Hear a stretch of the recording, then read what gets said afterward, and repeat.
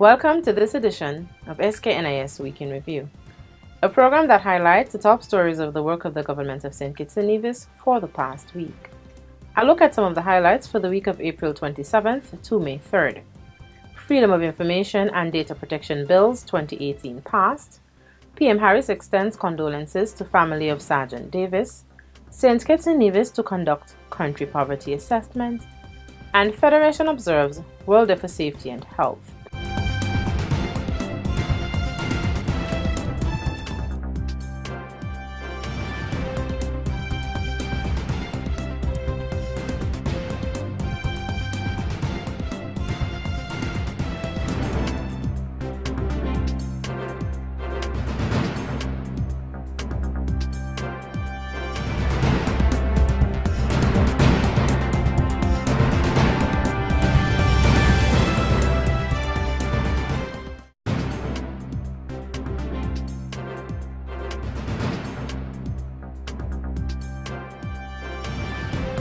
I am your presenter, Sherma Matthew. After much vigorous debate between members of Parliament in St. Kitts and Nevis, the Freedom of Information Bill 2018 was successfully passed into law on Thursday, May 3rd. The bill is to promote maximum disclosure of information in the public interest, to guarantee the right of everyone to access to information, and to provide for effective mechanisms to secure that right. Mover of the bill, Attorney General the Honorable Vincent Byron, said that the bill is very important as it is in the best interest of the general public. Mr. Speaker, the bill before the National Assembly today is intended to usher in what is anticipated would be a new level of openness and transparency. In that vein, the enactment of Freedom of Information law to provide for a regulatory framework for public access to certain information is important at this juncture. I believe, Mr. Speaker, that we are well on the way in achieving the government's legislative goals, and that there is undoubtedly an increased emphasis on issues of good governance, transparency, and accountability in recent times in our Federation. The Attorney General used the occasion to extend thanks to all for their contribution to the bill.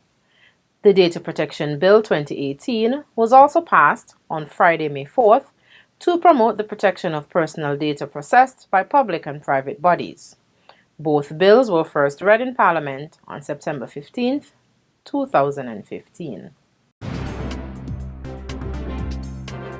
During the sitting of the House of Assembly on May 3rd, Prime Minister and the Minister of National Security, Dr. the Honorable Timothy Harris, extended heartfelt condolences on behalf of the government and people of St. Kitts and Nevis to the family and loved ones of 37-year-old Sgt Dwight Davis, who was tragically shot and killed on May 3rd. Our sincere condolences would also go out to the community of St. Paul's, from which Dwight hailed, as well as to the leadership, the rank and file members of our security forces, and in particular, the Royal St. Christopher and Nevis Police Force.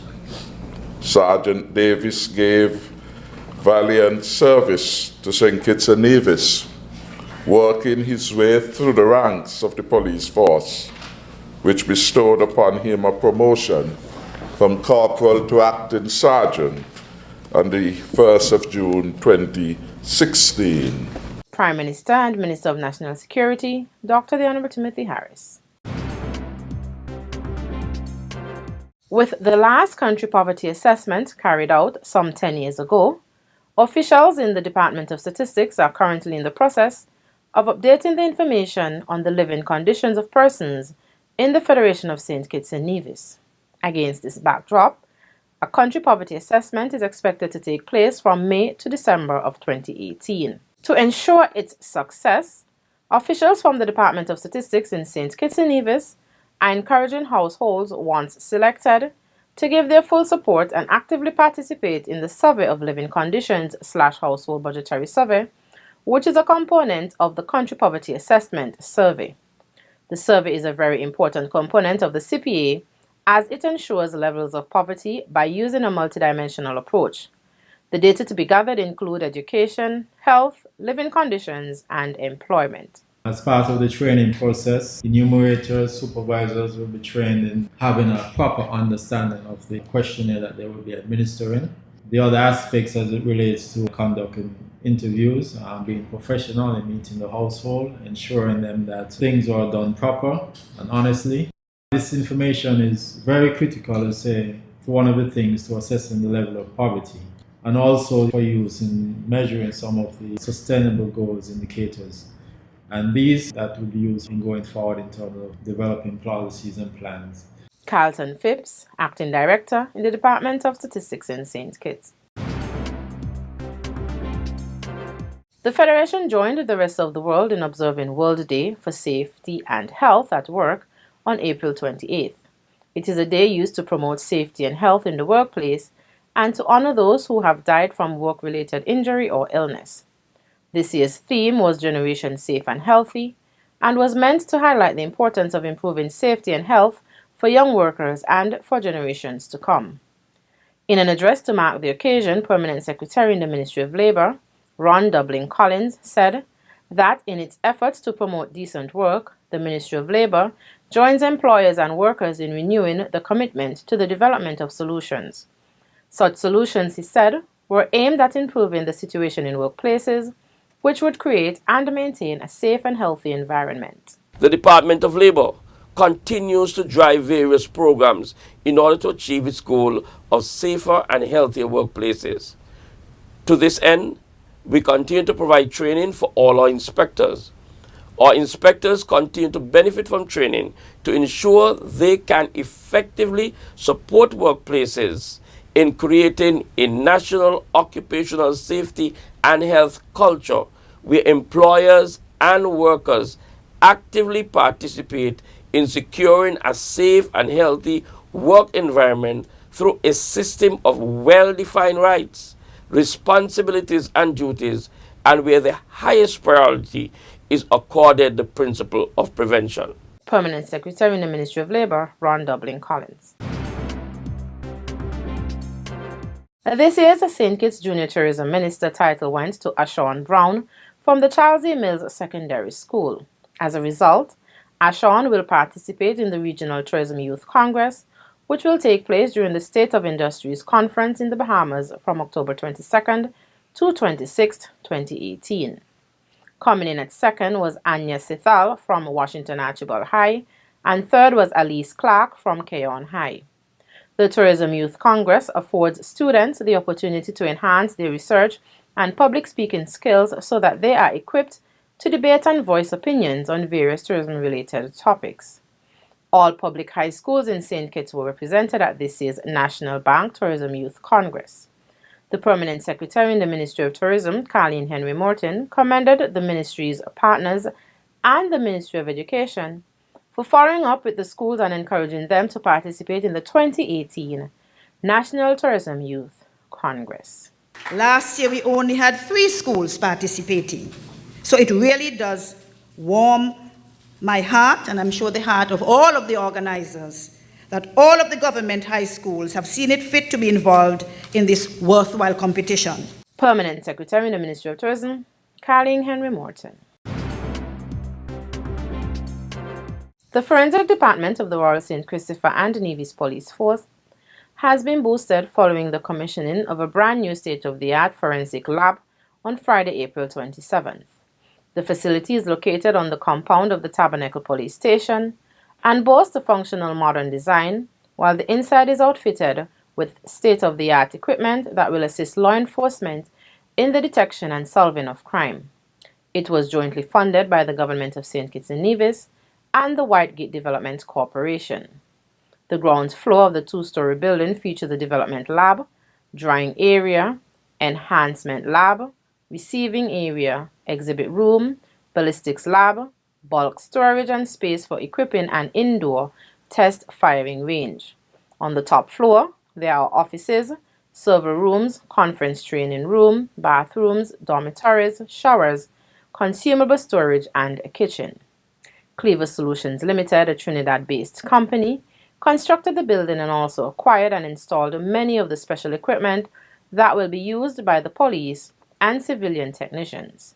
These include fingerprint detection capture, forensic lighting, air drying cabinets, and many more that will assist with evidence-based enhancement and recovery.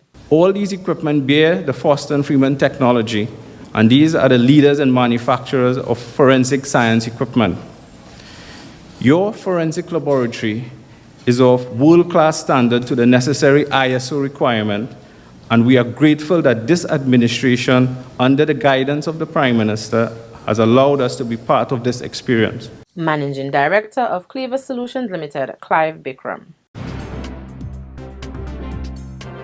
The government of St. Kitts and Nevis and USAID officially signed on April 30th a Memorandum of Understanding MOU solidifying their unwavering support for the youth of the Federation. Christopher Cushing, Mission Director for USAID, said that the United States government, through its embassy in Bridgetown, Barbados, is pleased to solidify its relationship with the government of St. Kitts and Nevis through the signing of the MOU. Permanent Secretary in the Ministry of Youth, Stanley Knight, explained that the Youth Empowerment Services Project, YES, which was initiated by USAID, had been instrumental in the undertaking of reducing crime and violence within communities and, more importantly, empowering young persons. We have seen this articulated through three distinct programs. In the Juvenile Justice Reform Project, the Child, Family, Youth Resilience Program, and the Carry Secure program. And it is a pleasure for us to be here this afternoon to formally sign a memorandum of understanding between USAID and the government of St. Christopher and Nevis. Permanent Secretary in the Ministry of Youth, Stanley Knight. The Ministry of International Trade, Industry, Commerce and Consumer Affairs gathered for a staff retreat on April 30th at the Railway Bar and Grill in All Road. The objective was to foster staff development by encouraging and further developing a culture of teamwork among staff and to build new attitudes. Permanent Secretary in the Ministry of International Trade, Industry, Commerce and Consumer Affairs, Jasmine Weeks, explained that during the retreat, directors and heads of departments shared their department's journeys thus far and their plans and prospects for the remainder of the year. She also noted that the retreat will prompt a plan of action that will increase the strengths of the departments. We are expected, therefore, to play our respective roles.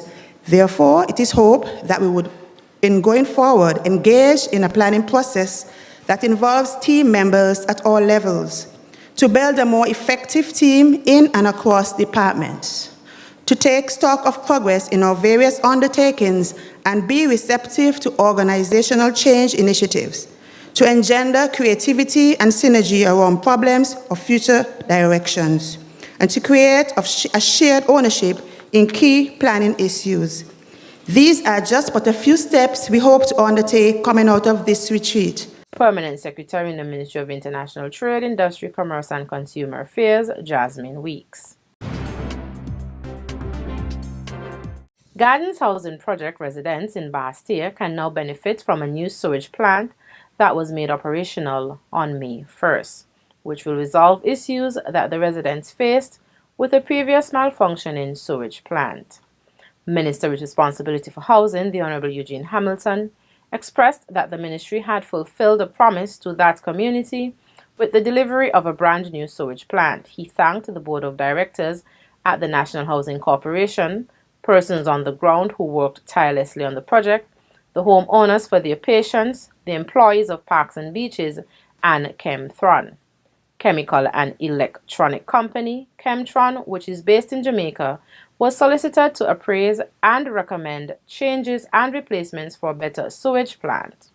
The end result was a fully renovated plant with a coarse bubble aeration system, added chemicals to aid in the breakdown of waste, and a chlorination system that filters the water into the sea. It is indeed a signal honor to be part of today's launching or turning on of these new facilities. Today is another significant day, not only for those who live here. It is important for those who live here, but it's for those of us who are concerned about our own environment and how the environment was being damaged by what is taking place here. Minister with responsibility for housing, the Honourable Eugene Hamilton. At a press briefing at Government Headquarters in St. Kitts on May 2nd, Commonwealth Secretary General, the Right Honourable Patricia Scotland, QC, announced that the Commonwealth Secretariat now has an innovation hub, which she launched on the opening day of the 2018 Caribbean Heads of Government meeting in London. She is encouraging residents and citizens of St. Kitts and Nevis to make the most of the innovation hub. The Commonwealth Secretary General is currently on a tour of the Caribbean, where she is holding broad-based discussions with leaders on how the Commonwealth can assist climate-vulnerable countries in minimizing the impact of extreme weather events, among other relevant issues. But I would like to see the innovators of Nevis, the innovators of St. Kitts. You see how I put Nevis first instead of Kitts?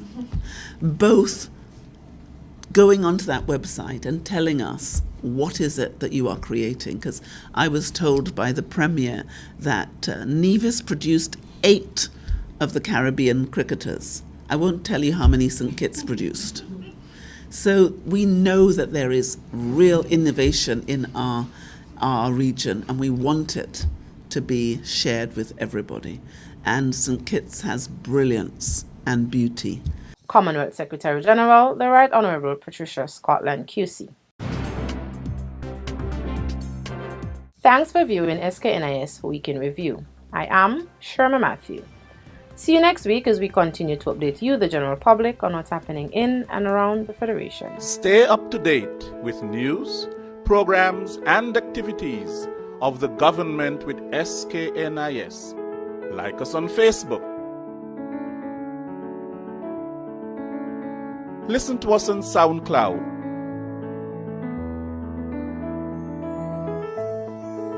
Follow us on Twitter. And watch our videos on YouTube. Connect with us today.